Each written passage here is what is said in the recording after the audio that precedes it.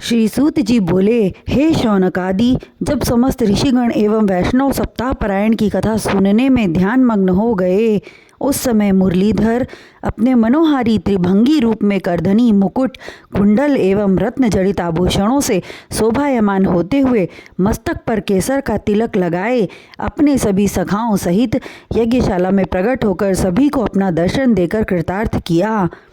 कथामृत का श्रवण करने से जो मनोरम छवि भक्तों के हृदय में बनी थी, वही आनंदकंद श्री कृष्ण अपने साकार रूप में उनके सन्मुख खड़े थे।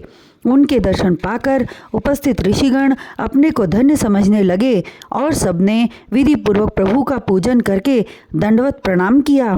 उस आनंद को देखकर नारद जी ने श्री सनत कुमार जी से पूछा, हे प्रभु, आपने जिस कथा का वर्णन किया, भागवत कथा को जिसने सुना उसी ने मुक्ति पद को पाया। अब कृपा करके इसका महात्म्य भी वर्णन कीजिए। सनत कुमार जी नारद जी का निवेदन सुनकर बोले, हे देवर्षि, कलयुग में जो महापापी हैं वे भी इस सप्ताह यज्ञ से पवित्र हो जाएंगे और मुक्ति पद को प्राप्त होंगे। इस कथन में रत्ती भर भी संदेह नहीं है। हम आपको एक अति प्राचीन कथा सुनाते हैं। इस कथा को ध्यान पूर्वक सुनिए। इस कथा के श्रवण से पापियों के मन में नई चेतना जागृत हो जाएगी। दुष्ट प्रवृत्ति में सदा लिप्त रहने वाले प्राणी के मन में भगवान नाम की महिमा की अलौकिक किरण स्फुटित हो जाएगी।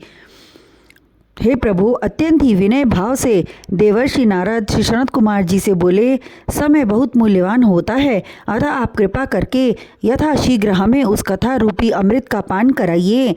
हमारे मन में उस कथा को सुनने की इच्छा क्षण प्रति क्षण बलवान होती जा रही है। सनत कुमार जी के मुखमंडल पर एक अलौकिक तेज आकर विद्यमान हो गया। संपूर्ण मुखमंडल उस तेज से चमकने लगा और होठों पर गंभीर मुस्कान उभरी, जिसमें आस्तिकता का भाव पूर्ण रूप से विद्यमान था। कथा का श्री गणेश करते हुए सनत कुमार जी अपनी मुस्कान को लुप्त करने के पश्चात बोले, प्राचीन काल में तुंगभद्रा नदी के किनारे एक अत्यंत ही रमणीक गांव था। उस गांव में आत्मदेव नाम का एक कुलीन एवं धर्मात्मा ब्राह्मण रहता था। भगवान के प्रति उसकी पूर्ण आस्था थी। आत्मदेव की पत्नी का नाम धुंधली। वह अपने पति को अत्यंत कष्ट देती थी, किंतु वह ज्ञान से परिपूर्ण ब्राह्मण अपनी पत्नी के दुष्ट कर्म को प्रभु की इच्छा समझकर उसे कुछ भी न कहता था। चौथेपन के आगमन तक जब उसे पुत्र प्राप्ति न हुई, तब पुत्र की प्राप्ति के लिए उसने व्रत रखने प्रारंभ कर दिए। प्रभु इच्छा बलवान, यह बात उस पर चरितार्थ हुई। प्रभु को कुछ और ही मंजूर था। उस ज्ञानी ब्राह्मण की अभिलाषा पूर्ण न हुई। निराशा ने चारों तरफ से आकर उसे जकड़ लिया। तब वह देह त्यागने की मन में इच्छा धारण करके घर से निकल पड़ा और जंगल में जा पहुंचा।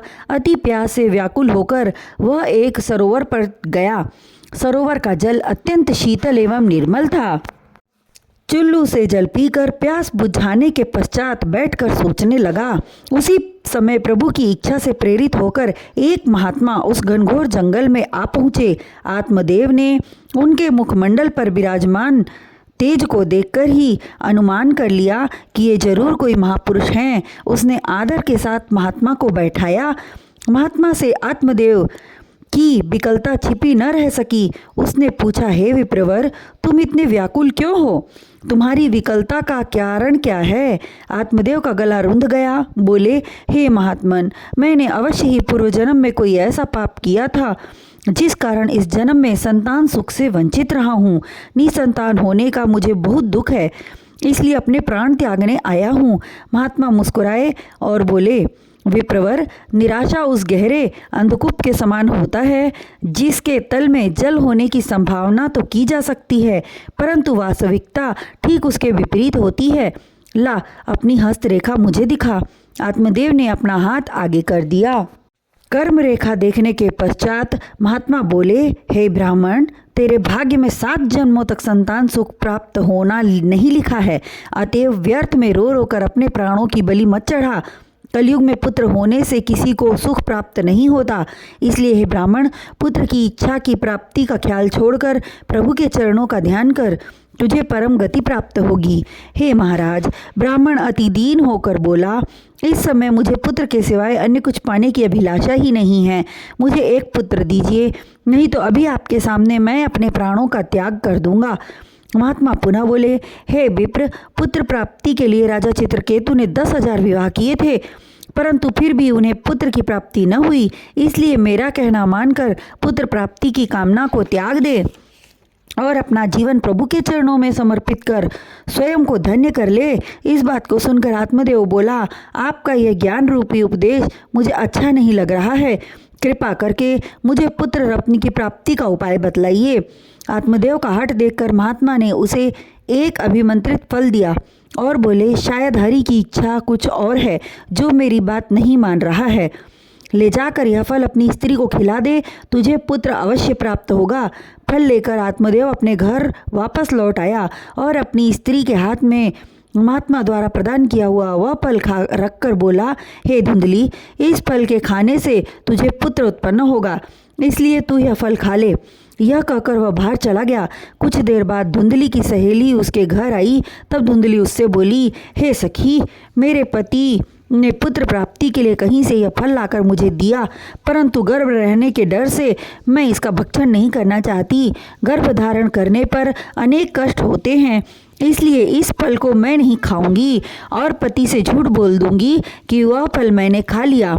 यह कहकर धुंधली ने उस फल को छिपाकर घर के एक कोने में रख दिया, किंतु 1 माह के पश्चात वह उदास रहने लगी। उसकी उदासी का कारण यह था कि पति द्वारा पूछे जाने पर क्या जवाब देगी। एक दिन धुंधली की बहन उसके घर आई और उसे उदास देखकर पूछने लगी। तब धुंधली पूरी बात बताते हुए बोली, मैं उन्हें क्या उत्तर दूंगी। उसकी बहन बोली, हे धुंधली, तू तनिक भी चिंता मत कर, मेरे पेट में 1 माह का गर्भ है, सो तू अपने पति से कह देना कि मैं गर्भवती हूँ। जब मेरे गर्भ से लड़का पैदा होगा तो मैं तुझे दे दूंगी। तू जो फल छिपा कर रखी है उसे अपनी गाय को खिला देना। अपनी बहन की बात सुनकर धुंधली अति प्रसन्न हो गई और अपनी बहन की खूब आवभगत की। निश्चित अवधि प्राप्त होते ही उसकी बहन को पुत्र हुआ तो धुंधली ने अपने पति से कह दिया कि मुझे पुत्र हुआ है, किंतु दूसरे दिन अपने मुख पर मलिनता लाकर बोली, मेरे दूध नहीं उतरता, किंतु मेरी बहन को आज 6 मास पहले एक बालक हुआ था, वह मर गया, परंतु उसके स्तनों से आज भी बहुत दूध उतरता है, इसलिए वह यहाँ आकर मेरे लड़के को अपना दूध पिलाती रहे तो बहुत अच्छा है। आत्मदेव ने अपनी स्वीकृति प्रदान कर दी, जिससे धुंधली अति प्रसन्न हो गई। उसने अपने पुत्र का नाम धुंधली के नाम पर धुंधकारी रखा। उधर फल खाने से गौ गर्भवती हो गई। उसके गर्भ से मनुष्य रूपी एक बालक ने जन्म लिया, जिसके दोनों कान तो गौ के समान थे, परंतु शेष शरीर मनुष्य के समान था। उसे देखकर आत्मदेव अति प्रसन्न हुआ और उस वरिष्ठ बालक का नाम गौकर्ण रखा। जब दोनों बालक सयाने हुए तो दोनों बालकों में विधि के विधान से बहुत अंतर था। गौकर्ण जहाँ एक विद्वान और तेजस्वी बालक सिद्ध हुआ, वहीं धुंधकारी महामूर्ख और अधर्मी निकला। हर बुरे कर्म वह करने लगा, जुआ खेलने लगा और चोरी करने लगा, और एक दिन अपने माता पिता को पीटकर घर के सारे वस्त्र आभूषण उठा ले गया और उन्हें बेचकर वैश्यागमन कर गया। अपने पुत्र की यह दशा देखकर ब्राह्मण आत्मदेव रोने लगा। तब गौकर्ण अत्यंत विनम्र भाव से बोला, हे पिता, मृत्यु लोक में दुख ही हर किसी को मिलता है। सुखी मनुष्य वही है जो मोह माया से मन हटाकर प्रभु के चरणों में स्नेह करने लगा है। भगवत भजन ही सच्चे सुख का साधन है। भगवत भजन से ही सच्चे सुख की प्राप्ति होगी। हे पुत्र, तुमने बहुत ही श्रेष्ठ बात कही। गौकर्ण के कथन का अनुमोदन स्वीकार करते हुए आत्मदेव बोला, आज तुमने मस्तिष्क के बंद कपाटों को खोल दिया। अब मैं पुनः वन में जाऊंगा, परंतु उस बार की तरह आत्महत्या करने नहीं, बल्कि आत्मज्ञान प्राप्त करने के लिए, भवसागर से पार होने के लिए भगवत भक्ति में अपना बाकी जीवन गुजारूंगा।